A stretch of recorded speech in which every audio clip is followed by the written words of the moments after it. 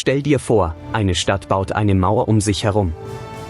14 Kilometer lang, 20 Tore, an jedem Durchgang eine Wache. Du denkst jetzt vermutlich an einen Feind.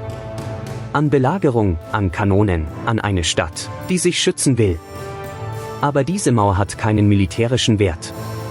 Sie ist gar nicht dafür gebaut, einen Angriff auszuhalten. Sie hat zwei Aufgaben, und beide richten sich nach innen. Die erste Aufgabe ist Geld, an jedem Tor wird eine Abgabe auf alle Waren erhoben, die in die Stadt kommen. Die zweite Aufgabe steht in keinem schönen Text über diese Stadt. Die Mauer soll verhindern, dass die eigenen Soldaten weglaufen. Wir sind in Berlin, und wir schreiben das Jahr 1750. Es ist früher Morgen, und du kommst von Westen. Vor dir liegt kein Burgberg und keine große Kathedrale, sondern eine flache, sandige Ebene, über der der Nebel steht. Preußen ist arm an Bodenschätzen, arm an gutem Boden und arm an natürlichen Grenzen. Es gibt hier keine Berge, hinter denen man sich verstecken kann, und keinen Strom, der eine Armee aufhält. Genau diese Armut erklärt fast alles, was du an diesem Tag sehen wirst. Die Stadt hat um diese Zeit etwa 113.000 Einwohner. Damit gehört sie noch nicht zu den großen Metropolen Europas, Paris und London sind jeweils rund 5-mal so groß. Aber Berlin wächst schneller als fast jede andere Stadt des Kontinents. Und es wächst nicht, weil es an einem großen Strom oder an einer alten Handelsstraße liegt. Es wächst, weil ein Staat es so beschlossen hat. Am Tor wirst du angehalten und musst warten. Ein Beamter sieht in deinen Wagen, prüft, was du mitbringst, und schreibt jede Ware in ein Buch. Diese Abgabe heißt Akzise, und sie liegt auf Mehl, auf Bier, auf Fleisch, auf fast allem, was ein Mensch am Tag braucht. Sie ist der Grund, warum der Staat diese Mauer überhaupt bezahlt hat. Aber sieh dir die Wachen einen Moment genauer an. Sie schauen nicht nur in die Wagen, die hereinkommen. Sie mustern mindestens ebenso genau die Männer, die hinausgehen wollen. Denn in dieser Stadt sind rund 20.000 Menschen Soldaten. Bei 113.000 Einwohnern ist das fast ein Viertel der Stadt. Das muss man sich wirklich klar machen, um Berlin zu verstehen. Es ist keine Handelsstadt, die zufällig eine Garnison beherbergt. Es ist eine Garnison, um die herum eine Stadt gewachsen ist. Die Soldaten wohnen dabei nicht in großen Kasernen, jedenfalls die meisten nicht.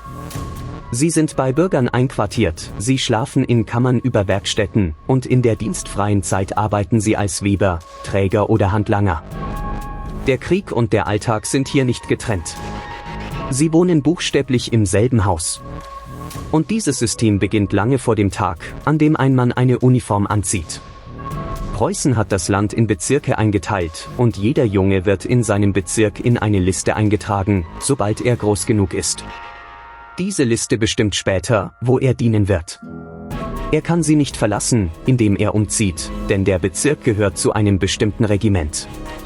Ein Bauernsohn weiß also schon als Kind ungefähr, in welcher Kompanie er einmal stehen wird. Wer ein Handwerk lernt oder in einer Manufaktur gebraucht wird, kann befreit werden, aber das entscheidet nicht er selbst. So bekommt ein armes Land eine Armee, die viel größer ist, als es sich eigentlich leisten kann. Und so entsteht auch der Satz, den preußische Beamte in diesen Jahrzehnten gern wiederholen: Der Staat kommt zuerst. Gehen wir hinein, die breite Allee entlang, die auf das Schloss zuführt. Links und rechts stehen Linden in mehreren Reihen. Die Straße ist neu geordnet, breit und schnurgerade, und sie sieht aus wie ein Versprechen: Diese Stadt will eine Hauptstadt sein. Dahinter beginnen die neuen Viertel, und die sind nicht gewachsen, sondern gezeichnet worden. Rechte Winkel, gleich hohe Häuser, Fassaden nach Vorschrift. Wer hier baut, bekommt genaue Anweisungen, wie hoch, wie breit, mit welchem Dach. Manche Bürger werden sogar verpflichtet zu bauen, damit die Straßenfront geschlossen wirkt. Und hinter einigen dieser gleichmäßigen Fassaden ist erstaunlich wenig. Manchmal nur eine ordentliche Wand zur Straße hin, damit die Ansicht stimmt. Das ist der erste Schlüssel zu dieser Stadt. Berlin ist zu einem großen Teil Entwurf. Was du siehst, ist nicht gewachsen, sondern gewollt. Auf dem großen Platz weiter südlich stehen zwei Kirchen einander gegenüber, fast spiegelgleich. Die eine gehört der deutschen Gemeinde, die andere der französischen. Und damit sind wir bei der zweiten Eigenart dieser Stadt. In den Straßen hörst du auffällig viel Französisch. Etwa jeder 5. Einwohner stammt von Glaubensflüchtlingen ab, die 2 Generationen zuvor aus Frankreich gekommen sind. Sie brachten Handwerk mit, das es hier vorher kaum gab, feine Weberei, Seide, Hutmacherei, Handschuhe, Gärtnerei. Sie brachten Schulen mit und eine eigene Gerichtsbarkeit. Ein Staat, der arm ist, kann sich Fremdenfeindlichkeit schlicht nicht leisten. Preußen hat diese Zuwanderung nicht aus Freundlichkeit betrieben, sondern aus kühler Rechnung. Aber die Rechnung ist aufgegangen.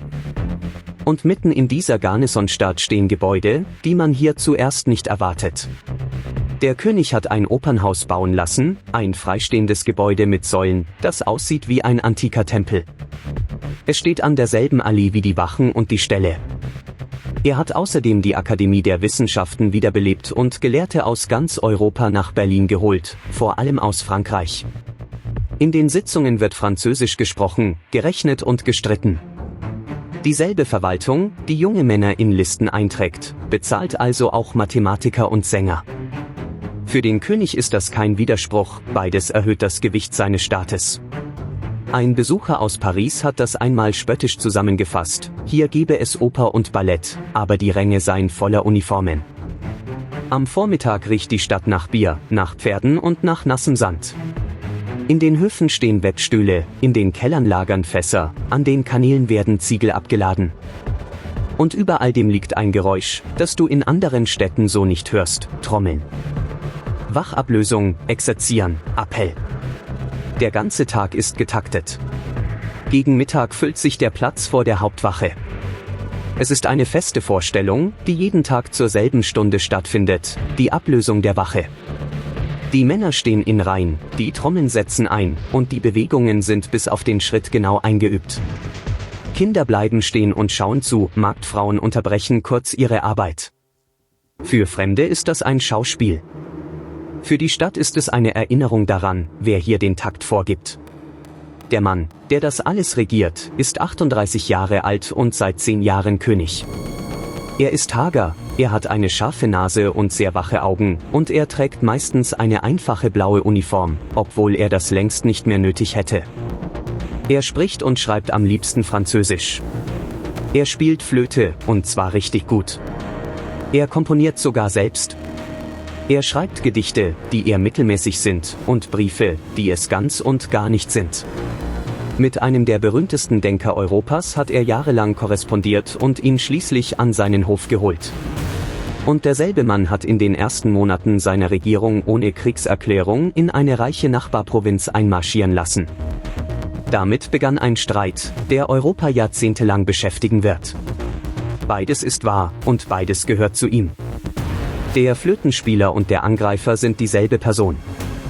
Um zu verstehen, wie ein Mensch so wird, müssen wir 20 Jahre zurückgehen. Und das ist der dunkelste Teil dieser Geschichte.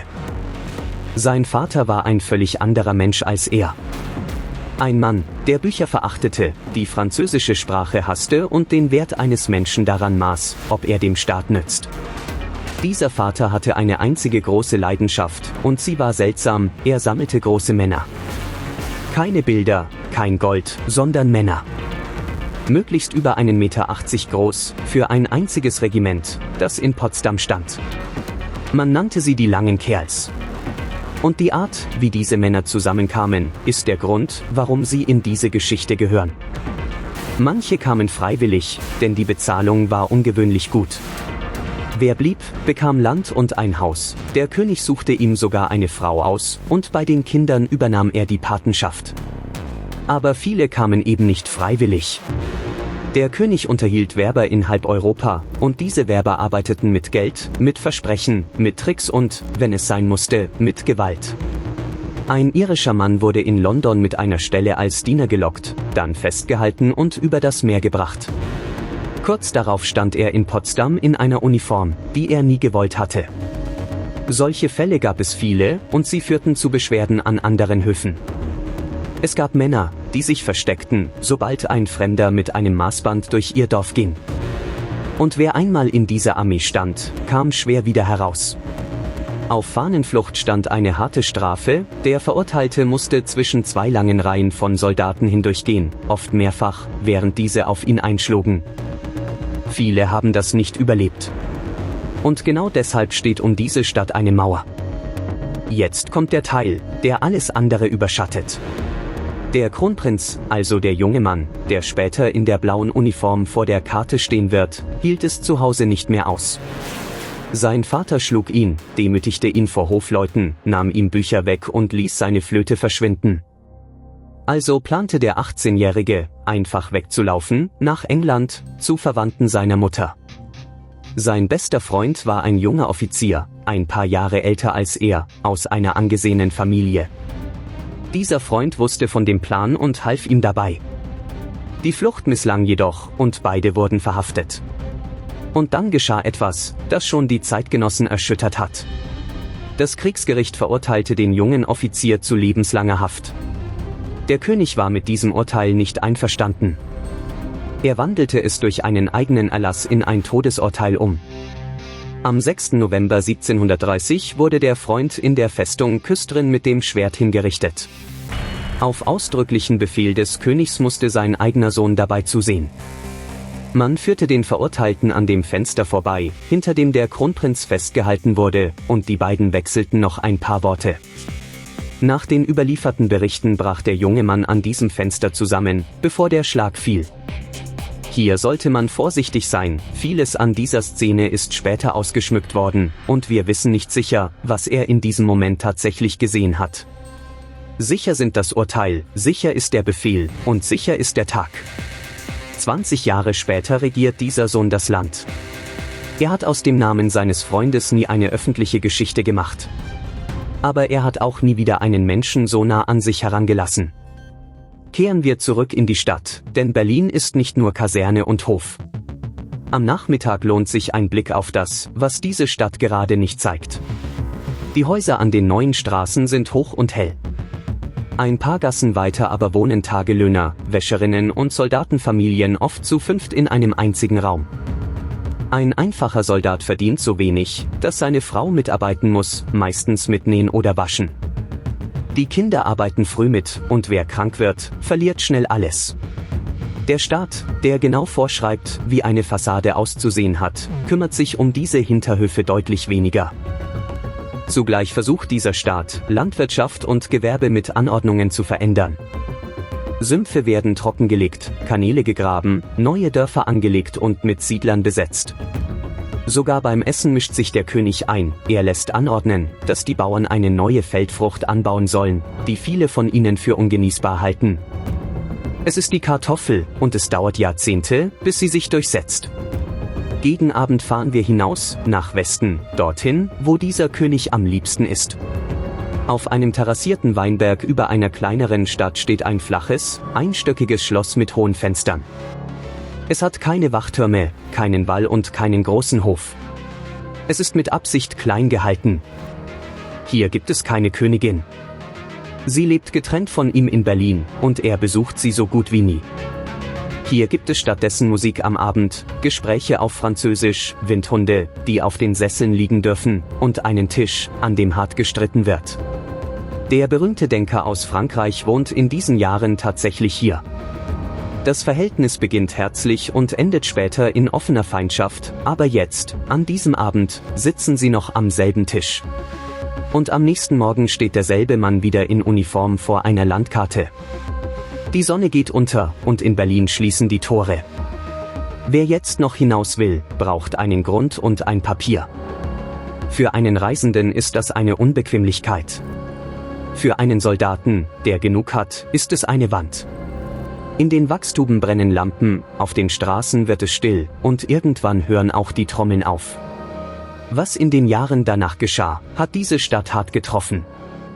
6 Jahre nach diesem Abend beginnt ein Krieg, in dem Preußen gegen 3 Großmächte gleichzeitig steht. Dieser Krieg dauert 7 Jahre. Berlin wird in dieser Zeit zweimal von feindlichen Truppen besetzt. Die Stadt muss zahlen, sehr viel zahlen, und die Einwohner erleben genau das, wovor eine Mauer normalerweise schützen soll. Beim zweiten Mal rücken russische und österreichische Truppen ein, während der König weit entfernt mit seiner Armee steht. Die Stadt handelt aus, was sie zahlen muss, und die Besatzer bleiben einige Tage. Sie nehmen Kassen mit, sie zerstören Zeughaus und Pulvermühlen, und sie lassen die Bürgerhäuser weitgehend in Ruhe. Für die Einwohner ist es trotzdem der Beweis, dass die Rechnung dieses Staates auch schiefgehen kann. Denn die Tore, an denen sonst jeder Sack Mehl aufgeschrieben wird, waren an diesen Tagen offen. Der König geht am Ende als Sieger aus diesem Krieg hervor, aber als ein anderer Mensch. Er ist danach oft allein, oft krank, und er beschäftigt sich mit Verwaltung, mit Kanälen, mit Gerichtsverfahren und mit Feldfrüchten. Als er 36 Jahre später stirbt, will er oben auf der Terrasse neben seinen Hunden begraben werden. Sein Nachfolger ignoriert diesen Wunsch und lässt ihn in einer Garnisonkirche beisetzen. Erst 200 Jahre später, im Jahr 1991, wird der Wunsch endlich erfüllt. Und was wurde aus der Mauer? Sie stand noch gut 100 Jahre. Dann wuchs die Stadt über sie hinaus, die Tore wurden zu Hindernissen für den Verkehr, und ab 1866 hat man sie abgerissen. Heute ist davon fast nichts mehr übrig. Kein Bogen, kein Wachhaus, kein Stück Wall, das man anfassen könnte. Aber die Namen sind geblieben. Wer heute in Berlin in die U-Bahn steigt, hört sie in fast jeder Ansage: Hallisches Tor, Cottbuser Tor, Schlesisches Tor, Frankfurter Tor, Oranienburger Tor. Das sind genau die Stellen, an denen damals die Wachen standen und in die Wagen sahen. Die Mauer, die dafür gebaut wurde, dass niemand hinausgeht, ist verschwunden. Ihre Türen sind Haltestellen geworden. Das war unser 4. Gang durch die Straßen der Zeit. Wenn du wissen willst, welche Stadt wir als nächstes betreten, dann schreib es in die Kommentare.